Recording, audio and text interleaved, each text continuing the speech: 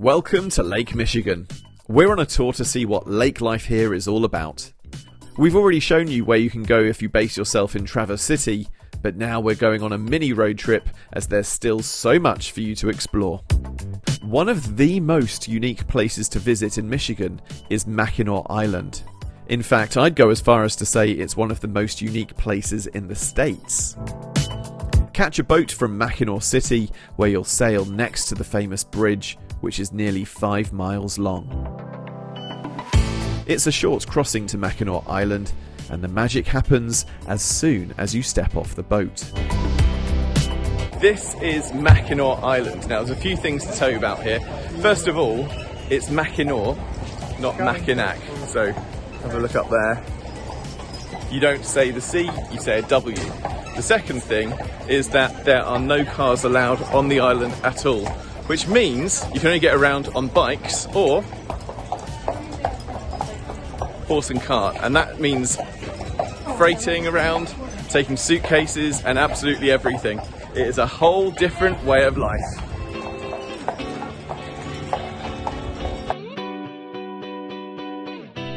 This place has to be seen and experienced to believe. Motor vehicles were banned in 1898, which means the whole island feels like a living museum. There are nearly 5 square miles to explore here.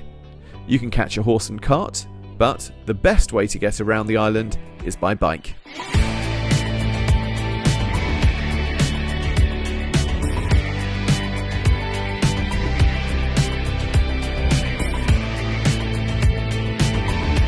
Mackinac is famous for its fudge, but there are loads of places to eat and drink for any budget. Right guys, what do we think of Mackinac? I've got fudge stuck in my throat. What do we think of Mackinac? It's great! It's great! I loved it. Yeah, we've got horses. It's so unique. It's like no other place in the world. There's no cars, it's just bikes and horses. It's quaint. Quaint is the best word for it. All these little Victorian houses and shops and places and fudge on sale, and it's just so cute. Everyone's in that same kind of holiday vibe and vacation vibe, aren't they? So it's a really cool, fun place to be. You know what it's like? It's almost like one of those like reenactment towns, but they're not acting. This is just how it is here. It is great. Yeah, definitely come here if you're in this area. We had to make sure we didn't miss the last ferry off the island, as our next stop was an hour away. This is Charlevoix, named after the French explorer who stayed here during a big storm. It's famous for its canal, which links Lake Michigan and Lake Charlevoix. It means you'll see boats, small and very big, making their way through the town. We enjoyed watching the bridge go up and down. We actually had dinner at the Weather Vane restaurant, which overlooks the channel. One thing I'm learning about North Michigan is how you actually have to say the names of some of these towns and cities. So we've had to learn these. So let's go from Traverse City. Well, I call it Traverse City, but apparently it's more like Travers City. So we're learning that one. Then there was Mackinac Island, which looks like Mackinac. And now we're in beautiful Charlevoix, which I was told it was either Charlevoix or Charlevoix, or the bad one would have been Charlevoix, but it's actually Charlevoix. So there we go, that's the myth busting done for that one. So here in Charlevoix, what we found is that it's a great place just to walk everywhere. That's one of its best points actually, because we've stayed here at this hotel, and then we can just walk down to, well, the restaurant here, and then the main street is literally over the bridge, which we'll probably get to before I finish speaking, to be fair. And yeah, it means you can walk and get a few drinks, you can walk and get some food, you can walk down to the beach, you can walk to see the water. There we go. Everything's down here, and how dare the cement truck get in the way. Yeah, so everything is absolutely walkable down here, which makes it even more family and fun friendly just to jump out and go either to the beach or go get something to eat or something to drink. Speaking of going to the beach, We walked down to the lighthouse and let the kids have a play in the sand and a swim.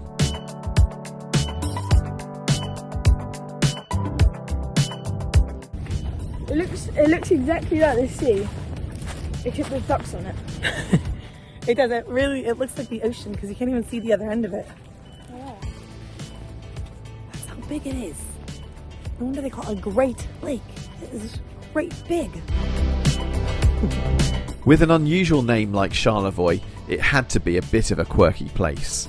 Where else would you see a dragon on a roof and go on a mushroom house tour?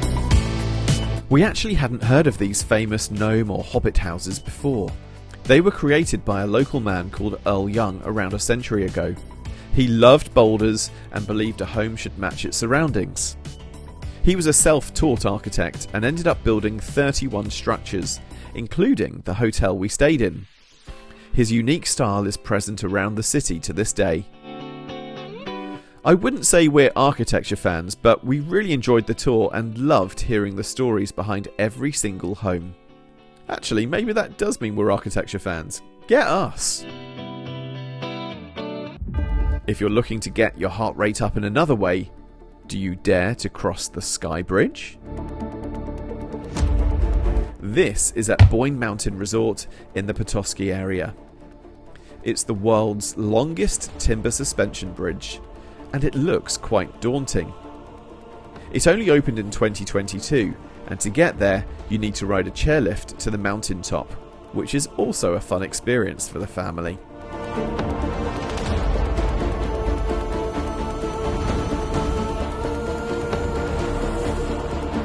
Now it was time to take on the bridge, but there were a few nerves beforehand. What do you think of it now you're here? You've done really well. I'm really proud of you to get this far. She was saying in the car she wasn't going to do it, wasn't she? I knew she would. She's braver than she thinks. Look at that. What have you? I'm scared. A big bit or a little bit? A little bit. A little bit. Don't worry.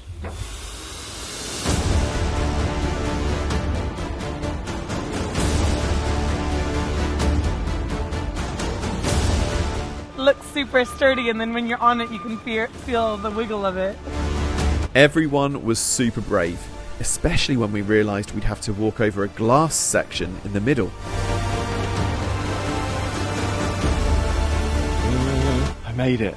That's actually a little bit more scary than you think it is, which is perfect. Let's see how they get on. Are you going to look down? Are you sure? Are you going to fall? He's going a little bit slower. Oh my god. Oh my god. Oh, I don't like this at all. I don't like this at all. Is it scarier than you thought? Oh yeah, totally. I don't like this at all. I want to get up. Jude, help Mummy over, please. Can you help Mummy? She's got a bit scared and stuck. How was it, Sam? Look down. Come on, look down, look down. He didn't look down at all. And he is just looking down. Ali was saying that it moves quite a bit, but it's actually really sturdy, don't worry about that. It doesn't feel like it's moving that much at all. It just feels like a normal bridge, so don't worry kids, it's not that bad. On the other side you'll find a cafe and games area as your reward. Our final stop was Petoskey, the home of the Petoskey Stone, which we'll tell you all about in a moment. This area is rich and varied.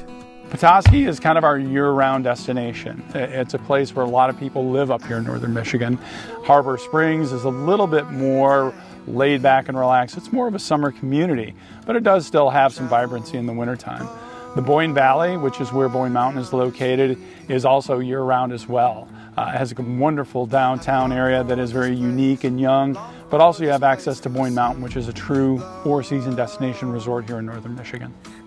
We stayed in Bay Harbor, an exclusive area which has stylish shops, bars and restaurants.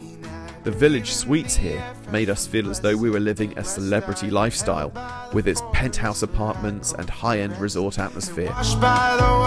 Petoskey is famous for its links with Ernest Hemingway, as he spent his formative summers in the region. Here you'll find the hotels, taverns and parks that he visited, some of which inspired his writing.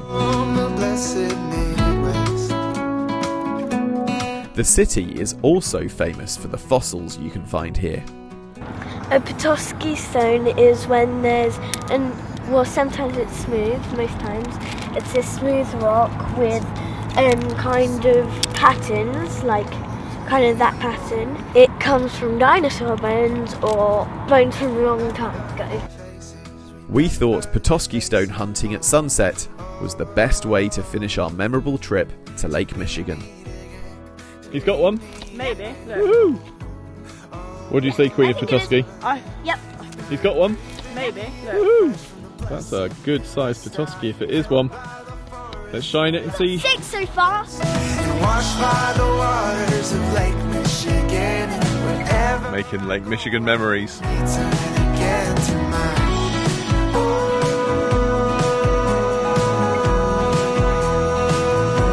The blessed Midwest. The blessed Midwest. We're ending this road trip in true road trip fashion. A messy car on the way to the airport with a 4-hour drive in front of us.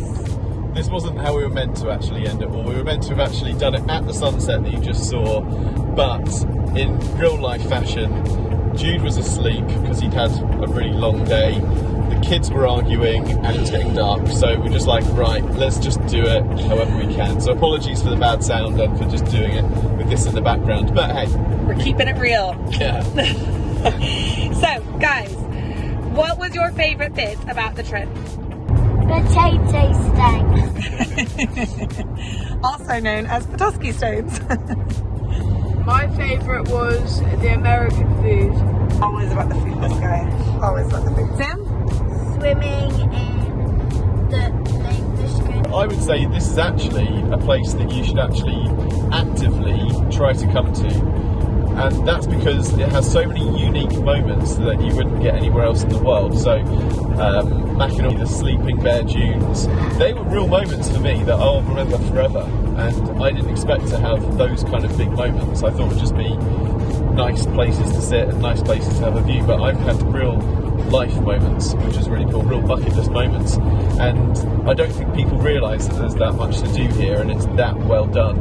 My review was that I didn't really know what to expect from Lake Michigan. I grew up for a little while in the Midwest myself, and after spending time there, I was like, okay, I kind of know a little bit about the Midwest, and I kind of thought I knew what I was coming to. But I was so pleasantly surprised. The weather was just stunning the whole time. It was so hot, and not that icky sticky hot, but I have to say, my favorite place, Mackinac Island. You have to go to this place once in your lifetime. I never knew it existed, and this is a big statement. I travel a lot. It is one of my favorite places I have ever visited. If you've never been, put it on the bucket list. It has to go on there. The overall consensus, guys, you want to come back someday? Yeah, definitely. Yes, definitely. We need more lake life. So if you haven't watched the Detroit video, that's buzzing around here somewhere, or maybe over my face probably. Like, Subscribe. click your video. Bye.